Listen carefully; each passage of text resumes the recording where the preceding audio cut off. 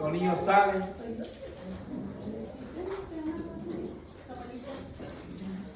Amén. Amén. Mateo capítulo 5. Vamos a leer voy a leer desde el capítulo, desde el versículo 20 al 24. Mateo capítulo 5, del 20 al 24. Permítame leer. Dice la palabra de la siguiente manera. ¿Por qué os digo que si vuestra justicia no fuere mayor que los escribas y de los fariseos, no entraréis en el reino de los cielos? Oíste que fue dicho a los antiguos: no matarás, mas cualquiera que matare será culpado de juicio. Mas yo digo que cualquiera que se enojare locamente con su hermano será culpado del juicio, y cualquiera que dijera a su hermano algo malo será culpado del consejo, y cualquiera que dijere falso será culpado del infierno del fuego. Por tanto, si dejares tu ofrenda en el altar y te acordares de que tu hermano tiene algo contra ti, deja allí tu presente delante del altar y vete y vuelve primero en amistad con tu hermano, y entonces ven y ofrece tu presente. Gloria al Señor. Pero el versículo 20 es el que quiero rescatar. Amén. Míreme, amado hermano, ahorita vamos a la Biblia. La escritura, todo lo de la fe, todo está relacionado con la palabra, todo. Creemos por fe en su palabra. Creemos en la salvación por su palabra. Creemos en los milagros por su palabra. Somos cambiados por su palabra. Nuestra mente es transformada por su palabra, y todo gira por su palabra.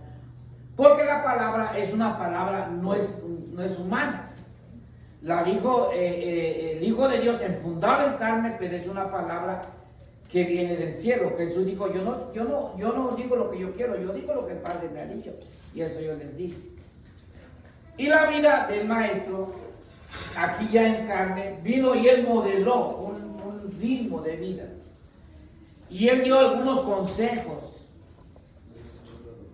Todo lo que Jesús dijo, habló o profetizó, siempre ha sido para bien, para su gente, para su pueblo. Él no quiere juicio.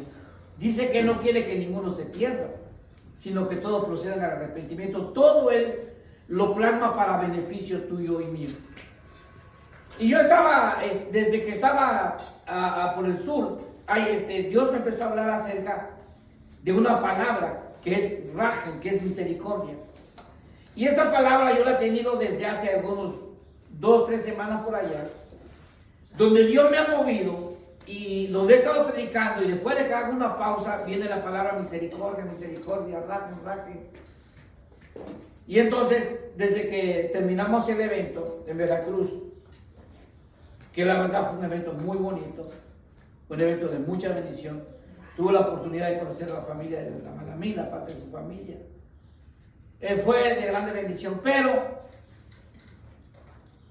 en los ratos así que voy platicando o que me voy callado en el carro, viene esta palabra y me puse a estudiar, y yo quiero compartirte porque esto es bien importante. Miren, yo veo esto. Yo escuchaba lo que Erika testifica. O sea, yo conozco el programa Alcohólicos Anónimos. De hecho, una de las tradiciones dice que buscamos a través de la oración y la meditación mejorar nuestra relación constante con Dios. Y el 12º paso dice que como resultado de haber puesto en práctica los pasos, tenemos un despertar espiritual. Y todo lo que tú ves que es para mejorar del hombre, busca la paz del Señor y busca que tú estés bien.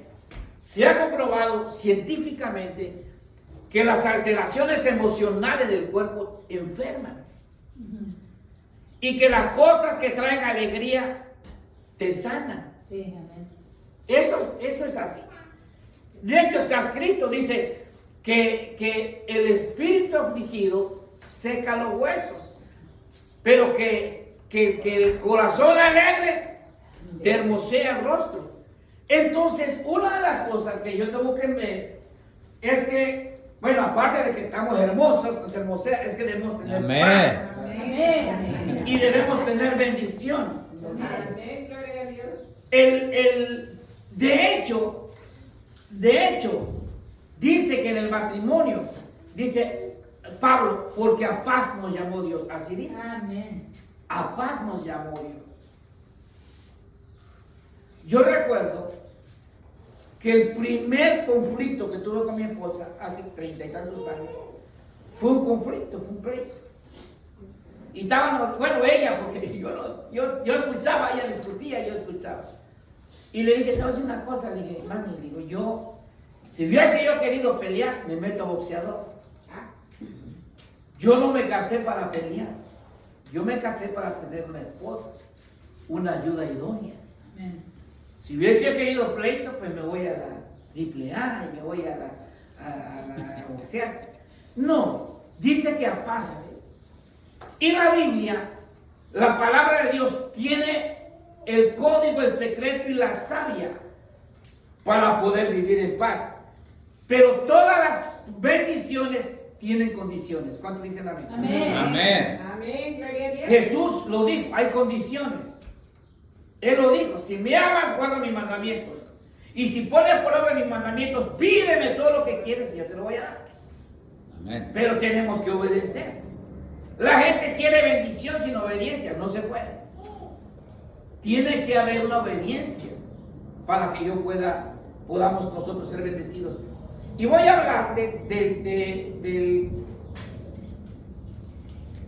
del capítulo 5, porque es necesario retomar, mirar, leer, escudriñar. Y yo quiero escudriñar prácticamente todo el capítulo, porque es un mensaje que Jesús da. Este sermón, el Sermón del Monte, es uno de los sermones más predicados, más conocidos acerca de Jesús. Y dice, mira, te voy a resumir todo el capítulo. Del versículo 1 al 13 hay 9 bendiciones. Del 1 al 13. Mire, vamos a ver lo que es. Dice, capítulo 5, versículo 1. Y viendo las gentes, subió al monte y se sentó. Se llegaron a él sus discípulos y abriendo su boca les enseñaba diciendo, bendecidos los pobres en espíritu, porque de ellos es el reino de los cielos. Bendecidos los que lloran, porque ellos recibirán consolación. Bendecidos los mansos, porque ellos recibirán la tierra por heredad. Bendecidos los que tienen hambre y sed de justicia, porque ellos serán saciados. Bendecidos los misericordiosos, porque ellos alcanzarán misericordia. Bendecidos los de limpio corazón, porque ellos verán a Dios. Bendecidos los pacificadores, porque ellos serán llamados hijos de Dios. Bendecidos los que padecen persecución por causa de la justicia, porque de ellos es el reino de los cielos. Bendecidos son cuando les vituperen, cuando les persigan y cuando digan de vosotros todo mal por mi causa, mintiendo. Ok, mire, desde el versículo 1 prácticamente hasta el 13, Jesús declara 9 bendiciones. Hay 9 bendiciones que Él dice. Y para que sepas, siempre que hay algo de parte de Dios, menciona el número 9. 9 bendiciones, 9 dones del Espíritu, 9 frutos del Espíritu. Hay un secreto ahí en la letra. Entonces Jesús habla y le empieza a decir a toda la gente, primero les habla de las bendiciones. Les habla de las bendiciones, y le dice, todo esto, aunque ustedes padezcan o le persigan, son bendecidos, van a ser bendecidos ustedes. Ustedes son bendecidos. Y del versículo 13, del 13 al 16, cambia el mensaje de Jesús. Dice, ustedes son la sal de la tierra. Y si la sal se desvaneciere, ¿con qué será sanada? No vale más para nada, sino para ser echada afuera y hollada de los hombres. Vosotros sois la luz del mundo. Una ciudad asentada sobre un monte no se puede esconder, ni se enciende una lámpara y se pone debajo de un almud, más sobre el candelero y la menorá se tiene que poner para que alumbre a todos los que están en casa. Así alumbre vuestra luz delante de los hombres, para que vean vuestras buenas obras y glorifiquen a vuestro Padre que está en los cielos. Ahora, primero dice 9 bendiciones, son bendecidos. Y luego dice, ustedes son la luz y la sal. Y eso habla del testimonio.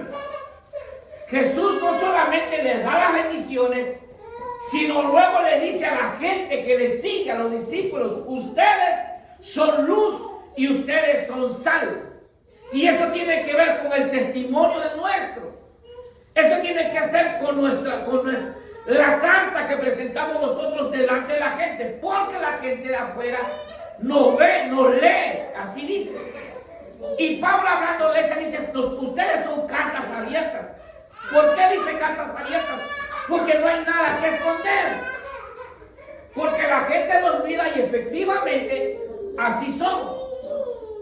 Somos una carta abierta. Lo mismo que somos aquí, somos allá, somos acá y somos en todos lados. Eso habla de testimonio. No puedo ser luz aquí, oscuridad allá y viceversa. Tiene que ser todo así. Y habla de testimonio. Ustedes son la luz, ustedes son la sal, y ustedes tienen que alumbrar la oscuridad. Ustedes tienen que darle sabor, sazón a la tierra, tienen que ser bendición. Eso es lo que Jesús dice. Primero nos da las bendiciones, nos dice que somos bendecidos, pero luego ustedes tienen la responsabilidad, ustedes tienen que ser testimonio. Y eso es muy importante, porque muchas veces los testimonios son los que atraen mucho más que las palabras. Porque alguien dijo, las palabras convencen, pero el ejemplo arrastra. Hace años, no recuerdo, que allá por el sur, siempre hay, ya sabe usted que hay, ¿cómo se llama? Tormentas y esas cosas, ciclones. Y una vez pasó un ciclón, no recuerdo cuál fue, no fue Gilberto, los padres Roxana, han pasado varios por allá y han despedazado el sureste. Y un día que pasaba, estaba yo en casa, no recuerdo cuál era, y vinieron unos u otras personas que profesan una fe, los famosos élderes, les usan la corbata, los santos de los últimos días.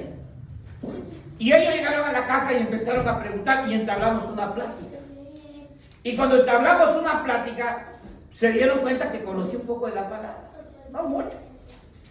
Y empezamos a hablar, y entonces escucharon que hablaba mi esposa y que hablábamos nosotros, y miraban la casa. Y ellos se nos quedaron viendo. Nosotros nunca le dijimos que somos cristianos, nunca. Dijimos que somos pastores, nunca dijimos. Tardaron ellos platicando, volvieron a regresar 2, 3 veces, no sé cuántas veces. Pasaban por allí y yo siempre los saludaba. De repente uno de ellos nos dijo, ustedes, de casualidad, dice, ¿van a alguna iglesia, a algún templo? Y nos sonreímos y le digo, sí vamos, le dije. No le dije que son pastores. Y dice, lo que pasa, me dice, que su manera de hablar y su manera de actuar da un mensaje bueno, dice hermano. O sea, nosotros somos luz y somos sal. ¿Cuál es lo que trae daño a la iglesia? Un mal testimonio. Pablo dijo, no me avergüenzo del evangelio porque es poder de Dios. No me avergüenzo del evangelio, pero el evangelio se avergüenza muchas veces de él, porque hay un mal testimonio. Me dio tristeza saber, se acercó una persona conmigo que fue ese hombre no sabía que el que estaba ahí, ese músico, había estado conmigo, que fue uno de mis primeros músicos. que en un teclado de juguete aprendió. En un teclado, vive Dios, que no exagero, que así fue. Que en uno de juguetito, con pilas, con ese tocaba. A mí no me sorprende si hay una música o todo eso, no me sorprende. Predicado en la selva y un Dios, donde sea, no me sorprende. Ayuda. Y ese muchacho ya es un profesionista, ¿sabes? Su esposa es una doctora. Y yo llegué a predicar allí, subí a la plataforma muy bonita del grupo, hermosa la iglesia, hermosa la congregación, fue el edificio, no la iglesia, porque la iglesia es la gente. Y entonces, él no sabía que ese hombre, que ese muchacho, el muchacho, no ella, había sido mi primer músico, uno de mis primeros músicos, porque el primero fue mi suegro. Y el muchacho cuando me ve me abraza, empezamos y mire mi esposa, platicamos. Y tomando café, platicando, me dice, hay algo que solamente a usted le puedo confiar.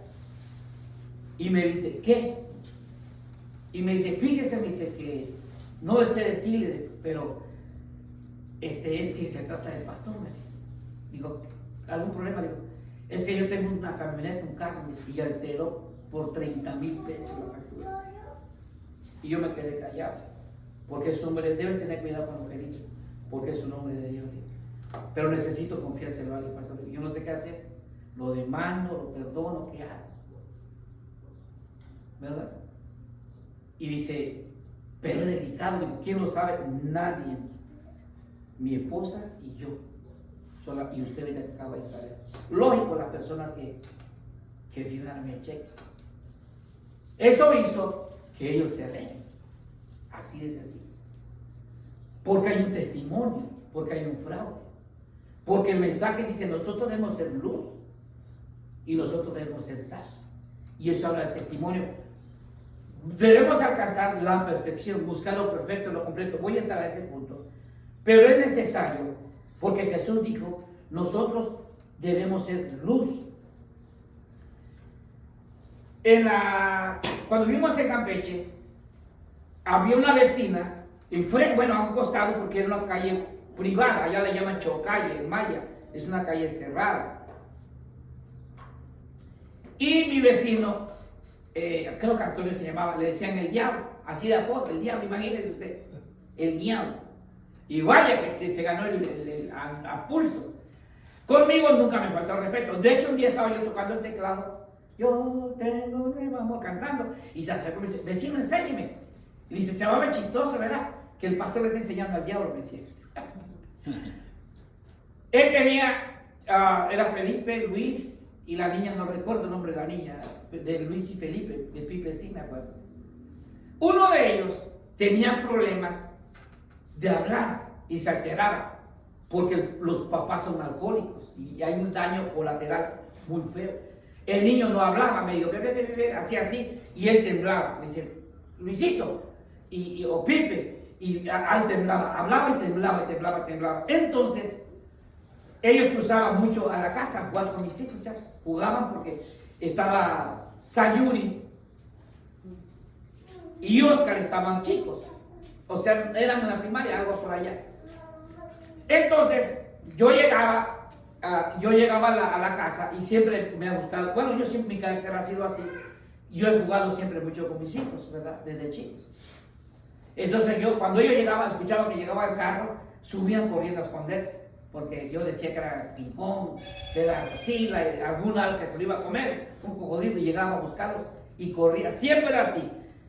Ya llegó y corría a esconderse y yo a buscarlos, a correr por toda la casa. Ese era diario que yo llegaba. Y ellos me miraban. Y un día estábamos almorzando, íbamos a comer, y cruzaron la puerta y estaban ellos allí jugando. Y le dijo, siéntate Pipe, siéntate Luis. Y le dije a mi esposa, dale de comer a los niños. Y empezaron a comer los niños. Y Luis se me quedaba viendo, estaba sentado así y me miraba. Y me miraba y yo, ¿qué pasó? Y ya se reía y me miraba. Y luego me dice, después de estarme mirando, un rato me dice, yo quisiera que usted fuera mi papá. Digo, sí, digo, porque mi papá no juega con nosotros. Mi papá por insulto. Mi papá por golpe. Y yo me le quedé viendo. Lo abracé, le hice así, digo, ¿cómo?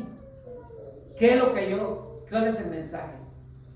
El mensaje que tú das, tu actitud. La actitud que damos. Nosotros somos luz y sal. Y eso me lo dijo él. Porque el error de los fariseos es que sabían mucho y hacían poco. Y no es así. Yo le digo a la gente, cuando alguien te pregunte quién es tu pastor, le dice quién es, y dile, él no sabe mucho, él nos enseña en versículo, pero lo ponemos por obra. Amén. Amén. Uno sabemos, pero lo practicamos. No sé los 363 que dice ahí mismo, uno solo, pero lo pongo en práctica. Y eso ha sido lo que le da fuerza a tu testimonio. Las actitudes. Yo recuerdo, y hasta la fecha, ya está un poco más alto que este niño que me acaba de hablar, no recuerdo su nombre, el hijo de Isabel y más. Lo vi otra vez trabajando con ellos, estaban haciendo crepas, algo así. Ya me han pasado algunos años y me estacioné y vi que estaba allí y me dice mi papá, no, me dice Sayuri, papá, me dice, mire, ese es Pipe y ese es Luis, ya altos los muchachos, unos 70 cuando menos los dos. Y me voltearon a ver, me dice, vecino, vecino, y me abraza, me dice, ¿qué tal? Oh, le digo, mira, muchachote tan grande, guapo. Me dice, nosotros lo recordamos con mucho cariño, usted debe decir. Muchos han vivido en esa casa, pero ustedes se robaron nuestro corazón, dice. Es más, voy a decirte eso, que el día que nos quitamos de esa casa, hasta el miserable diablo de mi vecino lloró. Hasta él lloró, dice. Dice, la verdad, dice que ustedes, como familia, dice, mis respetos, no conflictivos, no insultos, nada. Siempre oración, siempre gente que llegaba, la gente que se parqueaba, nunca. Se ponía la vecina enfrente, los vecinos amorosos, y yo tenía mi lugar porque hacía el abogado, pero si se alquilaba yo me ponía hasta la otra puerta, hasta la otra avenida, y muchas veces me tocó un vecino, me dice, ya voy a quitar mi carro para que se ponga, déjalo ahí vecina, no pasa nada, pero me lo gané. Jesús dijo, ustedes son sal, ustedes son tierra, y eso habla de los testimonios, eso habla de que tiene que haber un testimonio. Entonces vemos que primero dice las 9 bendiciones, luego dice, habla el testimonio, luego el 17, el versículo 17, 5:17, dice, no penséis que he venido para abrogar o quitar la ley, o a los profetas, a los naví, dice la mía. No he venido para abrogar, sino para cumplirla. Es más, la original dice, no he venido para invalidar, he venido a confirmar. La ley y lo que los profetas hablaron, Jesús lo confirma, a eso se refiere. A eso se refiere. Él confirma, Jesús confirma. Es lo que habla. Y luego del versículo 18 en adelante, hasta el 24, habla ahí, el 17,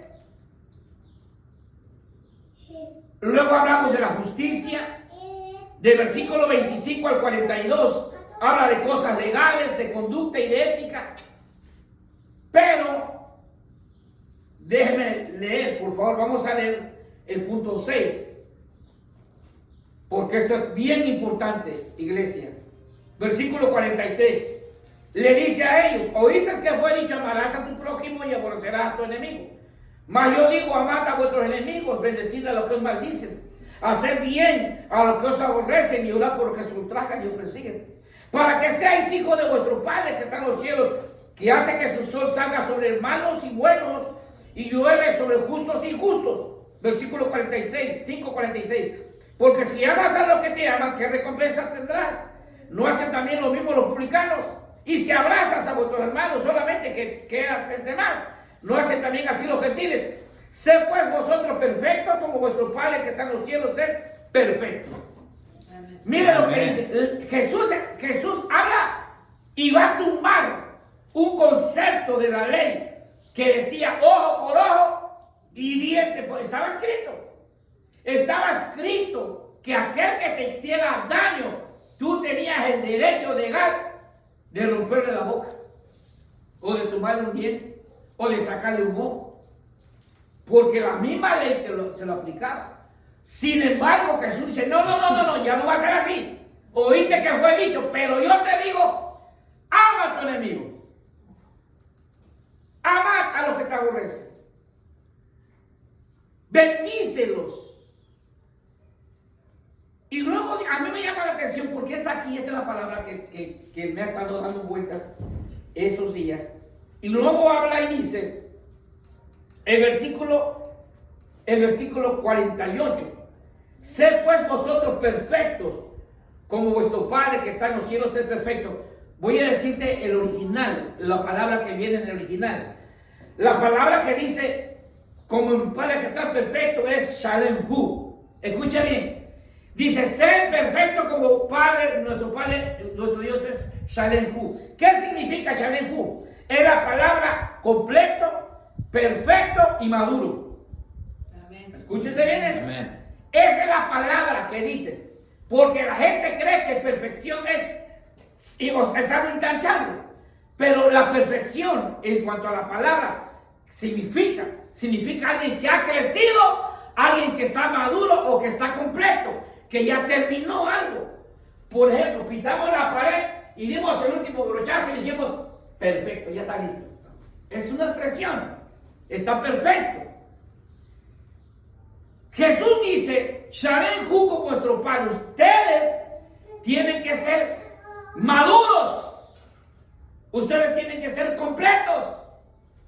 Ustedes, es la palabra que se traduce para perfecto, pero la palabra es completo, perfecto y luego se traduce como maduro. ¿Cómo resume Jesús todo esto?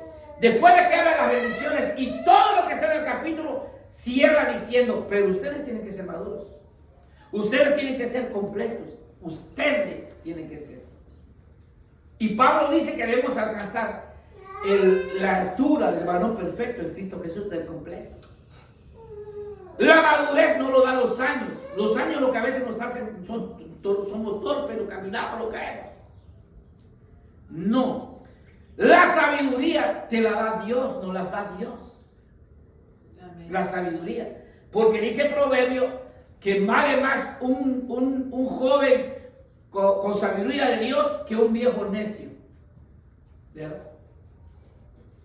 Porque muchas veces así pasa. Entonces, todo lo resume en que debemos ser maduros. Diga conmigo maduro. Maduro. Perfecto. Mire que uno de los problemas, y no es que yo tome, pero es un ejemplo porque le he estado ministrando desde anoche a un matrimonio y el punto que dice esta persona dice lo siguiente: es que ya me cansé, pastor, de cuidar a otro niño. Que ya me cansé, tengo 4 y él 5. Y digo, ¿qué pasa? Es inmaduro. No tiene ya casi 70 años, es peor. Porque no tiene sabiduría de Dios.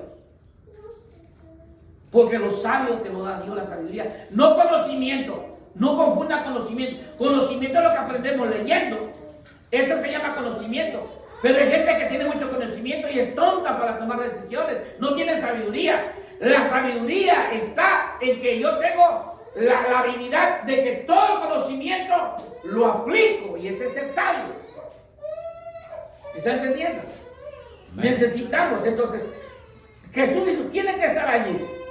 Jesús le dice, entonces tiene que ser perfecto, completo. Ahora, vamos a ir al punto. Porque dice que yo tengo que ser maduro. Si juego con los niños, me hago niño con los niños. Pero tengo que ser maduro. ¿Maduro en qué? En las decisiones, en pensar, en analizar, en todo esto. Porque cuando yo estuve joven, hice decisiones, me salió mal. Me salió mal. Lo primero que trae mi esposa en el evento en Veracruz. Yo traje la Coca-Cola y fui jefe de la Coca-Cola. Entré echando diésel a los que esos así me trataban, y literalmente vos estas palabras, es que me decía el perro, está el perro que echa diésel ahí. Pero a los 2 años, yo era encargado de esa bodega, 2 bodegas tenía. Fui cajero, facturista, fui jefe de bodega. Primero de bodega, de contar, luego pasé a contabilidad y luego me quedé como jefe de ahí, de 2 bodegas, en 2 años, porque he sido ágil de aprender. Dios me ha bendecido. Pero ¿qué cosa me perjudicó? Mi carácter. Porque Dios nos puede poner en lugares buenos los dones, pero el carácter hacemos que perdamos. Entonces yo un día me molesté con el que era mi patrón, el licenciado Moraita, y dije, me largo, no se queda aquí, me voy de la Coca-Cola, me voy a esta empresa. Y yo dije dentro de mí, si yo me salgo de la empresa, seguro que se va a quiebrar. Seguro que la Coca-Cola se quiebra porque yo no voy a estar allí. Imagínense ustedes. Es una locura eso. ¿Cómo quebrar? Oye, imagina que si no quebró la Coca-Cola, menos en la iglesia. Pero eso habla porque uno no es sabio. Porque dice, el sacayo de cuentas, a los 50 y tantos años yo me hubiese jubilado, porque yo entré casi a los 18, con buen sueldo, con todo lo que, no te imaginas el ritmo de vida que yo tenía allí, no conocía a Dios, pero era un buen dinero. Entonces, Mateo 23:23, vamos a Mateo 23:23. Mateo 23:23. Esto es importante. Amén. Amén. ¿Estamos aprendiendo? Sí. Amén. Tenemos que aprender para que no nos gane el enemigo. Es bueno. 23:23. Jesús, miren, ahora, déjame tantito para acá, antes de compartir este versículo, porque es importante. Porque esto tiene que ver. Bueno, vamos a leerlo de una vez. 23:23. Vaya conmigo. 23:23. Dice, hay de vosotros, escribas y fariseos hipócritas, porque diezmáis la menta y el eneldo y el comino, y dejáis de lo que es más grave, lo que es más importante de la ley, el juicio y la justicia, la misericordia y la fe. Eso era necesario de hacer y no dejar lo otro. Ok. Aquí hay algo que parece que Jesús se contradice. Jesús a los fariseos siempre fue muy directo. Le dijo hipócritas, le dijo sepulcros blanqueados, les dijo hijos del diablo, así les dijo. Así les dijo. Sin embargo, en Mateo dice, lo pone de ejemplo a ellos. Tu justicia tiene que ser mayor que la de ellos. Mire cómo está la cosa. Primero dice que son malos y todo, pero cuando es justicia, dice, tiene que ser mayor, y pone como ejemplo los fariseos. Porque los fariseos hacían lo justo, hacían lo correcto, hacían lo bueno, pero había algo que ellos no hacían. ¿Qué dice? ¿Qué era lo que no hacían los fariseos? ¿De qué se veían? No eran justos, no eran misericordiosos y tutelaban la fe. Ustedes tenían que haber hecho eso, le dijo, pero ustedes dejaron lo más importante de la ley, la misericordia.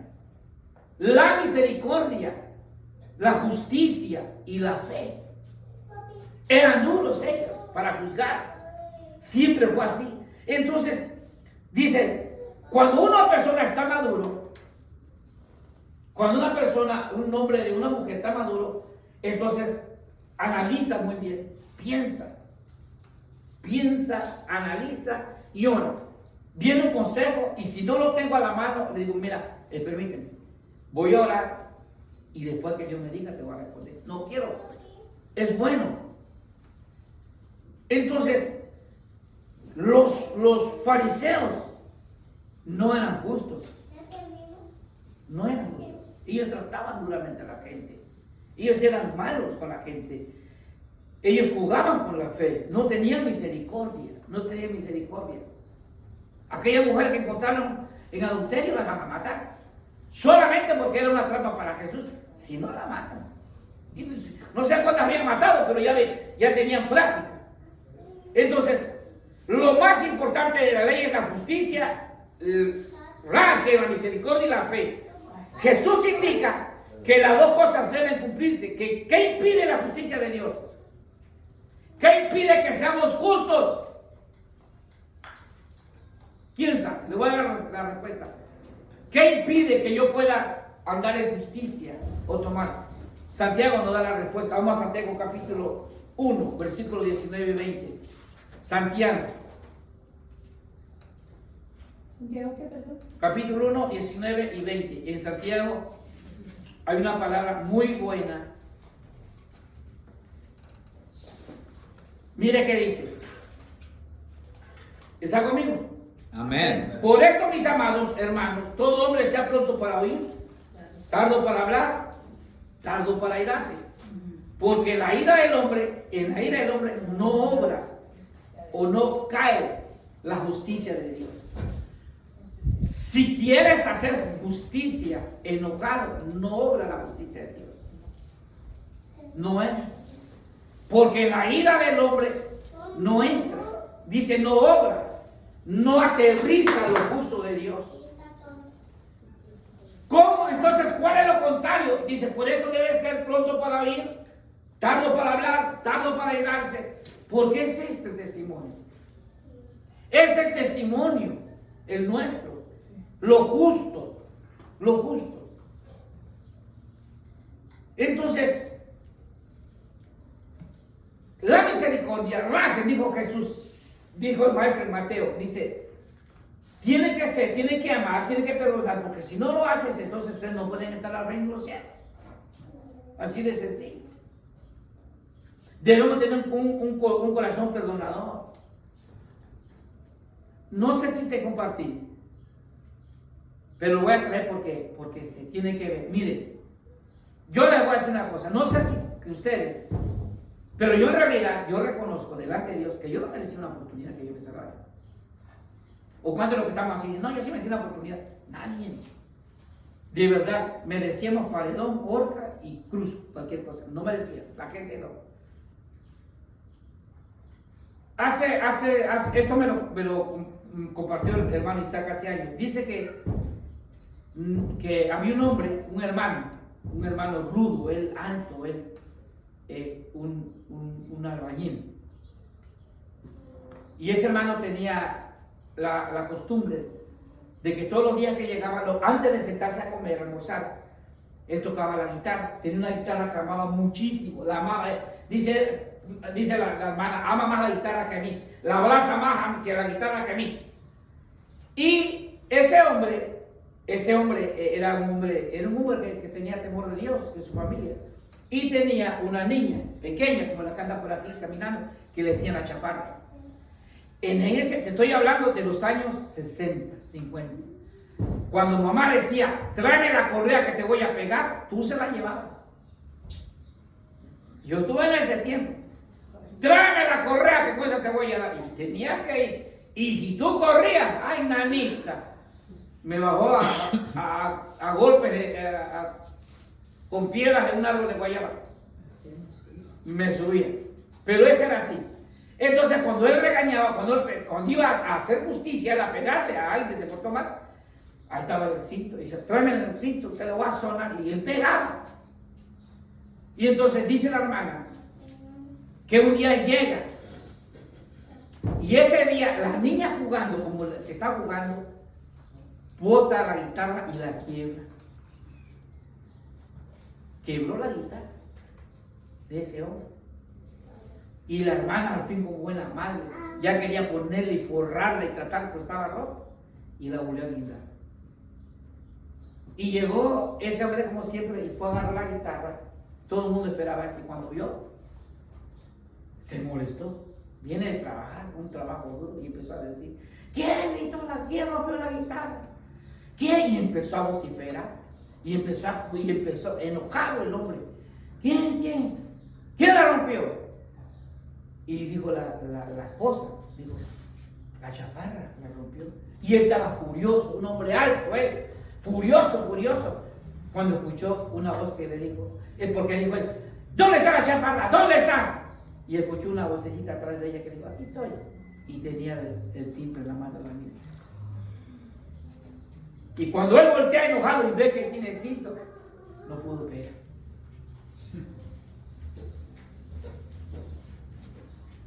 Así hizo Dios contigo y conmigo. Amén. Merecíamos un correazo por tercos, porque nos habló por años, porque no hicimos caso. Eso merecíamos. Tú y yo merecíamos unos pagazos. Sin embargo, nos perdonó. Y Amén. Jesús le dijo a Gloria a Pedro, Dios. Amén. si yo he hecho eso contigo, ¿por qué tú no lo haces con nosotros?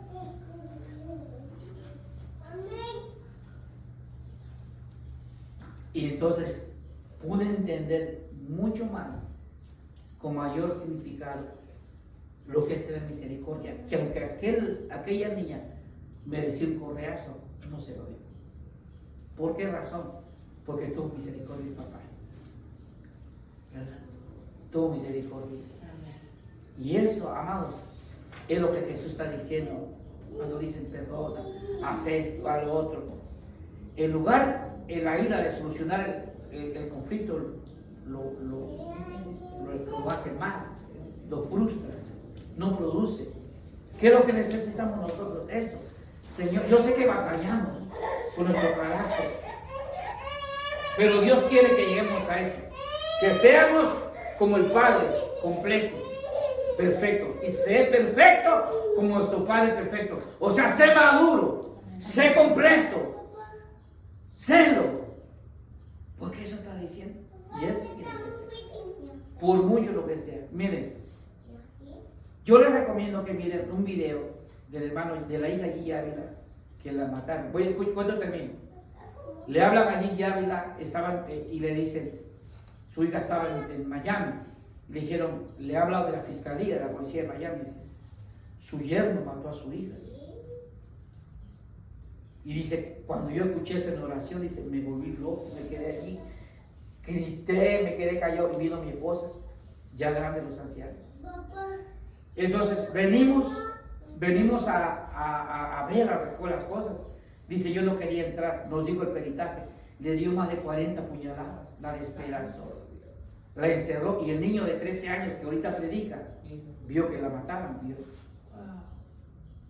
Ellos se habían alejado, apartado, regresaron y ese es el lazo. Él está predicando, yo digo, wow. Entonces dice, cuando yo entré, dice, Lía se llamaba la muchacha, la hija. Cuando entramos a verlo, porque fuimos a recoger sus cosas, entré al cuarto, dice, y miré cómo estaba todo. Me dijo mi hijo, mi papá llegó, y dijo, quiero hablar contigo, dijo, pero quiero hablar en el cuarto, no hablar conmigo. Se encerró y le puso llaves y escuchamos los gritos. Nadie pudo entrar. Cuando entramos nosotros, dice, mi esposa y yo vimos que ella se trató de defender y manchas de sangre de manos corrió ella como pudo. La despedazó, la mató. Y entonces, dice, fue algo increíble. No es como que tú lo veas, ahí está en YouTube el testimonio. Pero lo que a mí me impacta, que él después de estar orando. Dice, Dios me dijo, tienes que ir a la casa. Fui y perdoné a mi yerno. Y no solamente lo perdoné, dice, sino lo hice coordinador de mis campañas. Y le dijeron, ¿por qué? ¿Por qué lo perdonaste si te hizo daño? Y él dijo lo siguiente, entonces, ¿qué evangelio predico? ¿De qué predico? Y esa es la razón por la que Dios quiere que tengamos su corazón como Él es, misericordioso. Juzgar con justo juicio. Póngase de pie.